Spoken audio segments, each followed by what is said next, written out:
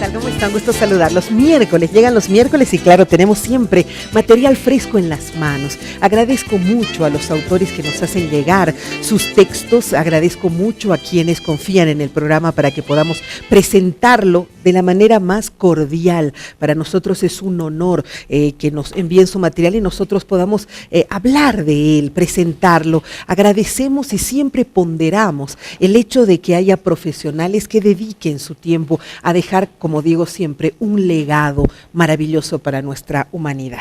Y el día de hoy estoy en compañía nuevamente de una gran mujer. Ella es comunicadora social, conocedora de temas tan interesantes como, por ejemplo, la docencia, que sin duda alguna es un absoluto desafío. Hacer docencia es un desafío. Es fácil pararse al frente y ser el sujeto saber y vaciarle a la gente tus conocimientos sin detenerte ni un minuto a escuchar el punto de vista de ellos y hacer lo que se llama justamente este libro, Feedback. Le doy la más cordial bienvenida a Rosario Clavijo Montesinos, de nuevo en el programa. Rosario, gracias de verdad por seguir produciendo para el país. ¿Cómo estás? Muchas gracias, Verónica.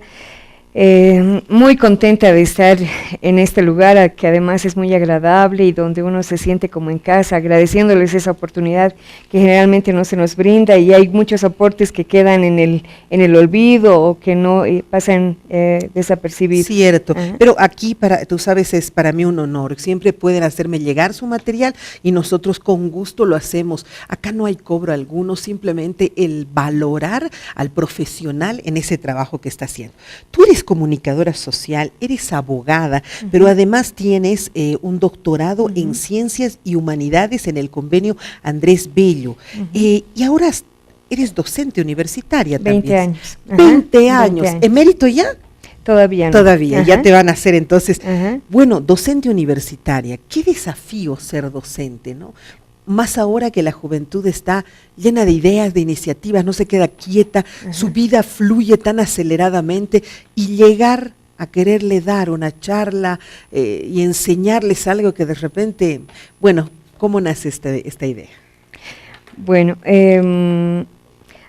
hace algún tiempo, hace unos 8 meses me invitaste, te estaba hablando que había terminado un doctorado. Sí. Entonces, precisamente para el doctorado tenía que presentar ya para la titulación las publicaciones, pero como ahora hay tantos requisitos, el tema del ICBN y muchos otros aspectos, entonces, como estaba hablando hace un momento con el productor, este es el libro que ha salido, aunque no lo creas, pues en 2 meses encerrada en una habitación, recordando todos los momentos mágicos en el aula.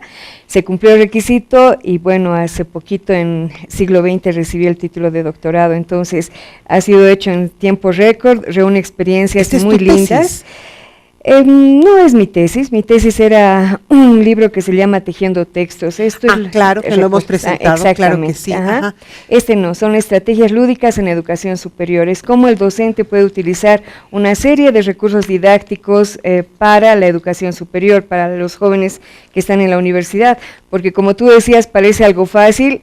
Cada día se hace mucho más difícil porque ese docente que está frente a los estudiantes es un tipo que no va a causar atención de nadie, porque los estudiantes, pues hay cosas más interesantes en el celular, hay cosas más interesantes en su mente. Entonces, ¿cómo entramos en la batalla con ellos, no es cierto?, para capturar su atención. Me gusta el concepto lúdico. Lo lúdico es siempre aquello que está vinculado al juego, al entretenimiento. Lo lúdico en psicología es justamente llegar al ser humano a través de los juegos. Y claro, llegar al estudiante de pregrado como docente a partir de los juegos es un desafío, porque además estamos ante una cultura que considera que todo lo que es entretenimiento no es cultura, no es formación, no es educación y menos academia, ciencia. Tú estás desafiando con esto. Sí, porque se ha hecho, precisamente para la tesis anterior, se ha hecho un estudio con algunos docentes, no solamente con los estudiantes, pero hay muchos docentes que consideran lo lúdico como técnicas dinamiqueras, que le restan seriedad a la clase. Correcto. Cuando lo lúdico no solamente es juego, es lo que logras con el juego, es decir, esa sensación de placer, de gozo, y cuando llegamos con esas sensaciones, pues logramos digamos, instaurar en el chip del estudiante conocimiento significativo, que es de eso que se trata, ¿no?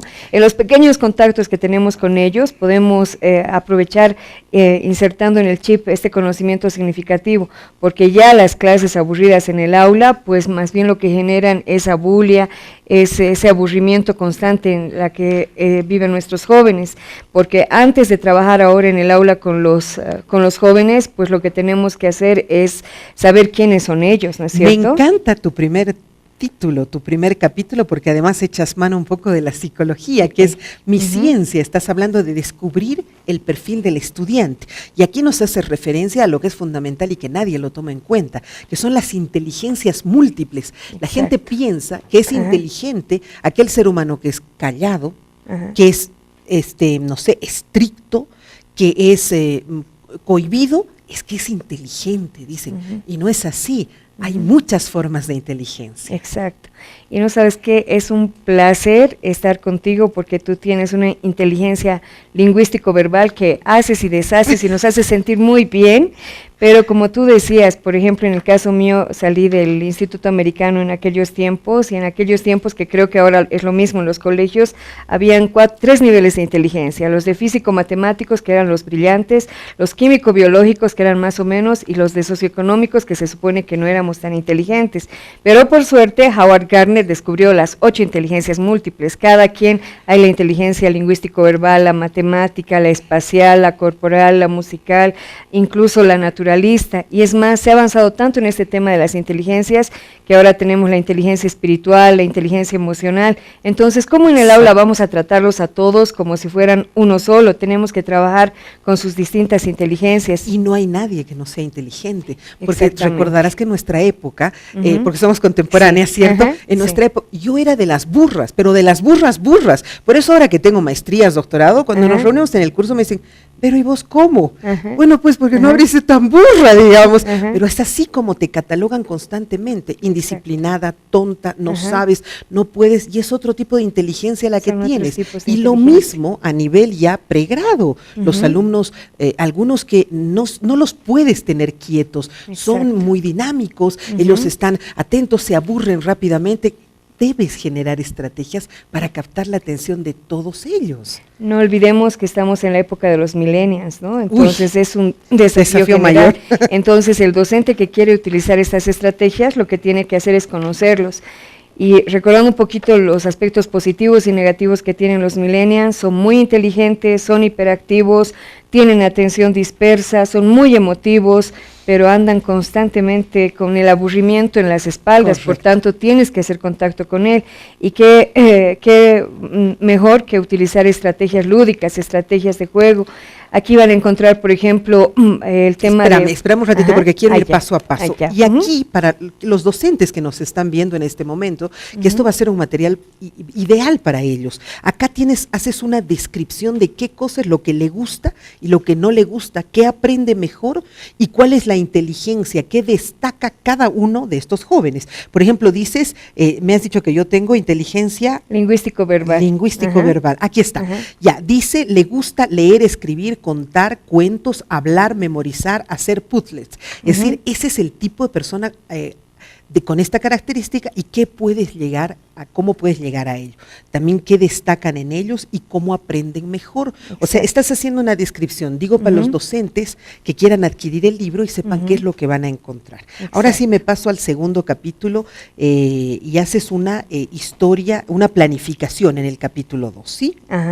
Una planificación. ¿De qué?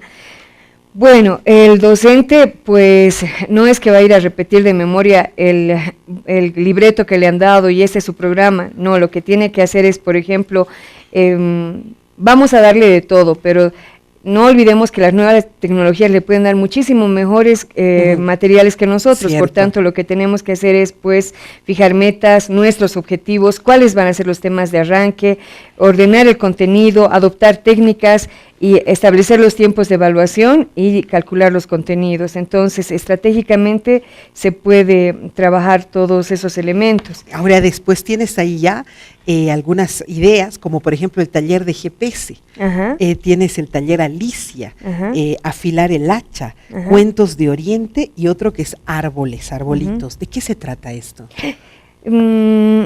¿Recuerdas que teníamos un gran maestro de la excelencia que era Miguel Ángel Cornejo? Él decía que en estos años, lamentablemente él ya no los vivió, decía que había que, ¿cómo podemos enganchar a los estudiantes? Los podemos enganchar a través de historias primero y segundo, a través de este paradigma. Es mejor que el estudiante salga con más preguntas que respuestas. Siempre. Entonces, aquí se hablan de una serie de historias. Por ejemplo, en el tema de Alicia, cuando le pregunta el gato que dónde va y ella no sabe qué camino va a tomar, y él le dice, pues no importa, porque igual no va a llegar a ningún lado. Son temas de reflexión, son pequeñas pastillitas para llegar al estudiante. Bueno, voy al capítulo 2 y ahí tienes la necesidad del diagnóstico, 3, y de la autoevaluación. ¿De qué me hablas ahí? Tenemos que evaluar no solamente al estudiante, sino también a los docentes. Los docentes tenemos que hacer maravillas en el aula. Conste que podemos ser grandes generadores de experiencias cristalizantes y paralizantes. Lo que tenemos que hacer es experiencias cristalizantes, llevarlos al máximo nivel, pero también somos los primeros que generamos experiencias paralizantes. Sin duda. Cuando descalificamos un trabajo, cuando le decimos, y así va a salir profesional, y esto le considera que está bien hecho, entonces tenemos nosotros también que en todo momento cuestionarnos, porque la gente piensa que nosotros somos los que enseñamos, y tú sabes bien que eso no es cierto, que nuestros grandes maestros son los estudiantes. Ellos cada día nos van resignificando las cosas, nos llenan de experiencias. Entonces, son aspectos fundamentales. Y porque cada uno de los capítulos lo has ido matizando con una información. Y acá veo, no puedo creer que tú hayas sido tímida. Aquí está historia de tu timidez. Dice el material justamente, porque son así como unas páginas que colocas de reflexiones tuyas. Exacto. ¿Tú eras tímida? Completamente. No creas que antes de que entre se me han dado un mensajito en el Facebook que estaba muriendo de nervios ante la entrevista, todavía quedan los resabios. ¿Ya? Y como el libro se llama Feedback y lo que queremos generar es lo que estamos generando contigo, por ejemplo. La información de ida y vuelta. Exactamente. Cada capítulo está envuelto en historias personales para lograr ese contacto con los estudiantes. ¿Quién rompió tu timidez? ¿Quién rompió ¿Algún docente que haya marcado tu vida? No, mi jefe de prensa en Radio Ciudad. Ah, sí. Ajá, y es una persona muy connotada, muy profesional, Bismarck Imaña. Entonces, en esos tiempos que una comunicadora temblaba al momento de agarrar un micrófono, pues le tenía más miedo a él que a acercarme al que entonces era presidente y hacerle preguntas. Por tanto, pienso que él ha sido un gran maestro. A la mala, pero sí, ¿no? Por miedo. En ese momento uno piensa que sí, pero todo pasa por algo, ¿no es cierto? Hay maestros y maestros en la vida, ¿no? Exactamente. A ver, sigo viendo aquí algún material que vas presentando. ¿Cómo juegas? ¿Cómo juegas en el aula con los jóvenes? Porque aquí siempre existe el desafío, ¿no? El docente que es muy juguetón hace que se pierda el respeto, la respetabilidad, la distancia, porque seguimos creyendo que debiera haber una jerarquía entre el sujeto saber, que soy yo el docente, y aquellos ignorantes del mundo a quienes les voy a ir a dar clases. Y si eres muy juguetón y bromeas y hasta dices alguna vez alguna cosa que no es la apropiada, se cree que se pierde esa jerarquía. Lo que pasa es que como buena psicóloga, con el primero que tenemos que trabajar es con nosotros mismos, ¿no es cierto? Y a veces es por nuestra inseguridad que no queremos jugar en el aula, que no queremos innovar, y tenemos un mal concepto de lo que es el alumno, ¿no? Luminus. Sin luminus, luz, seres sin luz, y como tú misma dices, no son seres sin luz, más bien son personas que nos pueden dar mayores luces, mayores perspectivas, y nosotros jugamos. Entonces uno piensa que jugar en el aula, eso se debe volver todo una chacota, y no es cierto. Las materias que ahora imparto en la UMSA, por ejemplo, se llaman Redacción 1 y Publicidad y Propaganda. Entonces, en publicidad se entiende que podemos hacer muchos talleres lúdicos, campañas, dramatizaciones, etcétera, pero cómo hacer en redacción, que es una cosa más seria y más formal, digamos, juegos, pues tengo más o menos 30 técnicas que en redacción podemos jugar, y los chicos juegan, y los chicos, y al final han trabajado más duro y se les ha quedado mucho del conocimiento. Por ejemplo, cómo ir al grano, que se paren entre dos, tienen que mirarse, escanearse los rostros, y les digo, en este momento, fíjense si hay algo en el rostro de tu compañero, y en el momento preciso que se están acercando, decimos, no, paremos ahí, pero ya hemos dado la idea de ir al grano, por ejemplo, con eso. Entonces son talleres tú creas que vas creando para recreando, para creando cada y uno recreando de los talleres. Y da muy buenos resultados. Es fruto de una investigación doctoral, por tanto tiene la consistencia teórica, metodológica que se precisa, por tanto. Me voy al capítulo 8, que otra vez me llama profundamente la atención, se llama Taller para autoconocimiento y potenciar la autoestima. Cuéntame, por favor. Sucedía algo en las universidades públicas, gente brillante, gente muy interesante, pero con una autoestima por el piso. Digo sucedía porque en este año y en el anterior he visto que eso está cambiando un poquito.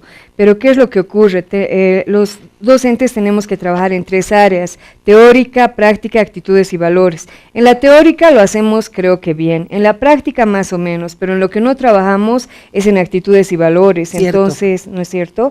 Entonces, tenemos tan brillantes profesionales, tan brillantes estudiantes, pero con tan poca autoestima, con tan poca autovaloración, que no logramos que ellos surjan profesionalmente y se destaquen. Por tanto, en estos talleres potenciamos su autoestima, potenciamos el liderazgo, que es tan importante, se trabaja mucho el tema de trabajo en equipo, por ejemplo. Entonces es algo que se puede hacer, se necesita más que todo voluntad, amor y dedicación al trabajo, pero que se puede hacer. Si en la UMSA lo hacemos, son más de 100 estudiantes por aula, trabajamos en equipo y creo que ha dado buenos resultados. Me parece maravilloso. Acá estoy viendo familias ensambladas, una de tus técnicas, equinoterapia, que es una novedosa técnica que se ha creado recientemente, 5 sentidos, lanzándose al éxito.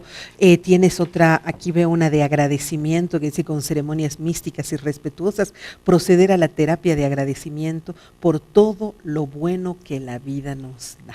O sea, les haces un recambio conceptual de cabecita, y es verdad, como dices, sin embargo, ¿no? A veces nosotros mismas no estamos curadas de nuestros conflictos personales, los docentes mismos no están sanos y van a dar clases. Exacto. Yo escucho a mis alumnos decir, ay no, va a llegar ahorita el docente, y siempre llega enojado y siempre nos riñe y dice, me voy a desquitar con ustedes. Yo digo, por Dios, ¿qué clase de mensaje estás dando a tus alumnos si eres una persona infinitamente dañada, no has resuelto tus problemas? ¿Cómo vas a ir a enseñar a que la gente los resuelva también? Exacto.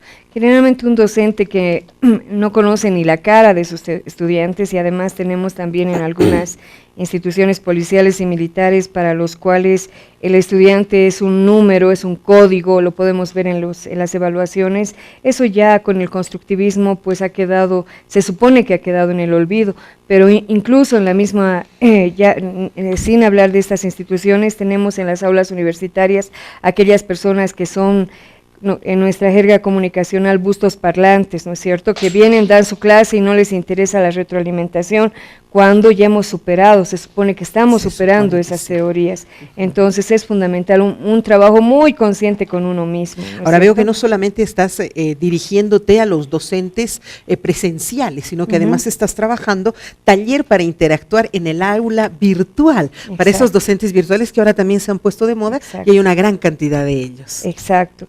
El gran problema que tenemos es el siguiente: estamos años luz de los estudiantes. Nosotros somos migrantes digitales, ellos son nativos digitales, cierto. Pero el tema no es solamente que seas un nativo enseñando a otros nativos, sino que también utilices técnicas didácticas. La didáctica es el arte de enseñar. Entonces, ¿cómo lo haces? ¿Cómo interactúas? No es comprarte un manual y hablar de los foros y hablar de las de los chats interactivos. Si no has generado inicialmente eso en el aula, pues cómo lo vas a, no es solamente traspasarlo, sino igual tienes que ponerle alma, vida y corazón, ¿no es cierto? Ahora ha revolucionado tanto el tiempo con mis estudiantes, y como hacen varios docentes, estamos chateando hasta las 12, ya es mucho más interactivo. Por eso creo que el feedback ahora sí se puede dar en las aulas universitarias, pero requiere mucha vocación, mucha motivación de parte nuestra. Pero me encantan los conceptos que manejas, realmente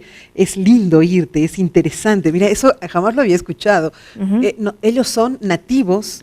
¿Qué has dicho? Nativos digitales. Hay un autor que es Prensky, que habla de los nativos digitales. Nosotros somos inmigrantes. ¡Qué horror! O sea, ni siquiera hemos llegado, ahí hemos caído. Ellos ya han nacido con eso. Qué fascinante, me encanta escucharte. De todas las historias que tú has plasmado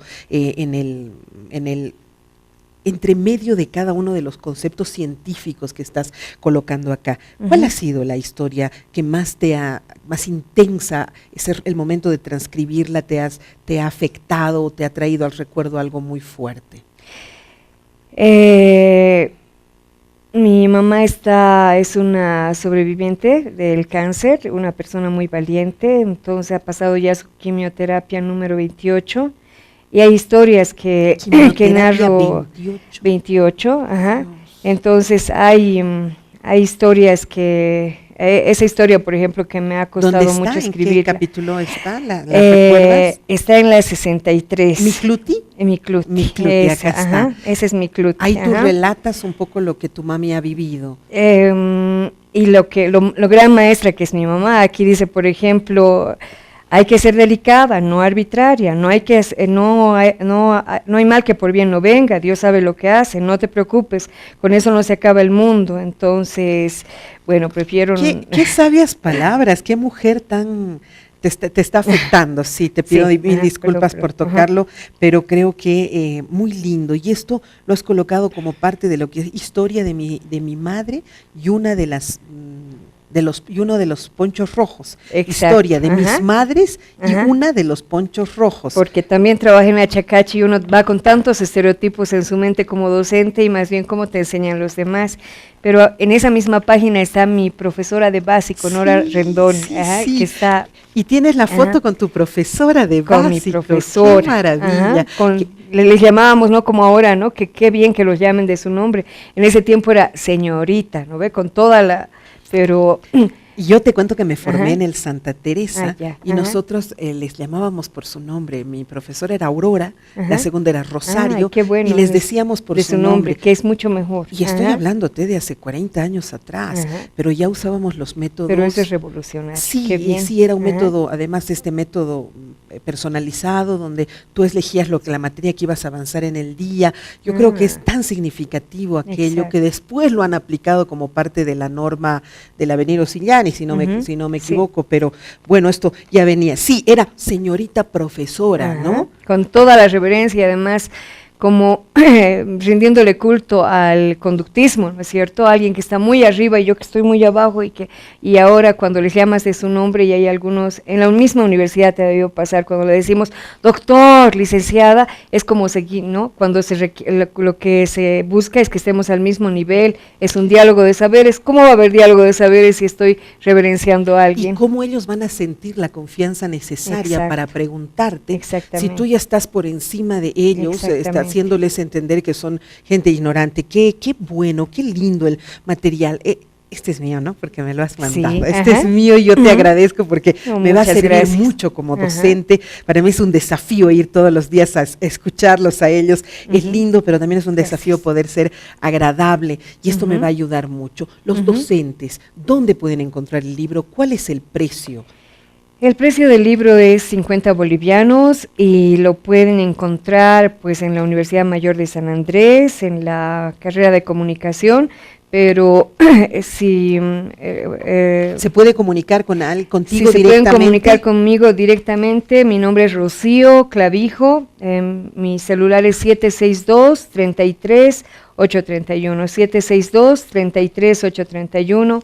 O pueden, estoy también en Facebook, Rocío Clavijo Montesinos, Rocío con doble S. Correcto, Rocío con doble S. Y a mí me va a encantar, porque son experiencias muy bonitas que a veces no las encuentras en los libros, que es la experiencia la que te hace dar este tipo de aportes. Es muy sencillito, realmente podemos dar en el clavo con este texto. Creo que además que está aprobado, ¿no? Y ni siquiera es solamente para que nos quedemos ahí, sino es para que nosotros nos desafiemos. Exacto, para que en base a eso podamos recrear, resignificar y los propios docentes lograr sus propios mecanismos para acercarse al estudiante. Te agradezco mucho por haber estado en el programa. Quiero tener el honor de que me lo dediques, por favor. Para mí es siempre un gusto tenerte. Te agradezco de verdad. Gracias por haber estado con nosotros. Gracias. Bueno, vea usted qué interesante, cómo tenemos siempre tanto que aprender. Los seres humanos estamos en pleno proceso de aprendizaje y acá justamente voy a agradecerle a Rocío que me obsequia este libro, pero además el desafío, ¿no? Nosotros estamos formando gente, eso no es sencillo, estamos formando futuras generaciones, en nuestras manos están jóvenes, chiquillos, niños, a quienes podemos dañar de por vida o a quienes podemos inspirar y motivar de por vida. No solamente es ir y poner, como ya sé todo, entonces voy a ir a dar una clase magistral. Siempre hay que aprender algo nuevo y sobre todo esta nueva generación que es tan desafiante. Hemos estado el día de hoy con este material Feedback de Rocío Clavijo, que ya lo puede encontrar en la Universidad Mayor de San Andrés, o si no, les repito el número telefónico, es 762-33831. Nunca dejamos de aprender. Gracias, Rocío. Muchísimas gracias. Vamos a la pausa, cumplimos con el auspiciador y enseguida regresamos.